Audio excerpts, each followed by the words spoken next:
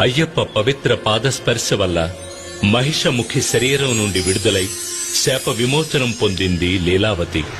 అయ్యప్పకు ప్రణమిల్లింది. స్వామి, తమ పవిత్ర పాదస్పర్శ చేత నాకు శాప విముక్తి కలిగింది.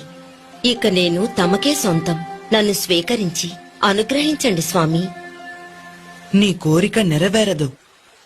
ఈ అవతారములో నిత్య బ్రహ్మచారిగానే నేను ఉండబోతున్నాను. అయినా ఒక్క అవకాశం ఉన్నది. నాకు ఒక ఆలయం కట్టబడుతుంది.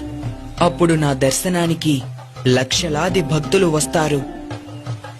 ప్రతి సంవత్సరం నా భక్తుల సంఖ్య పెరుగుతూనే ఉంటుంది. ప్రతి సంవత్సరం కొత్తగా భక్తులు నన్ను మొదటిసారి దర్శించడానికి వస్తారు.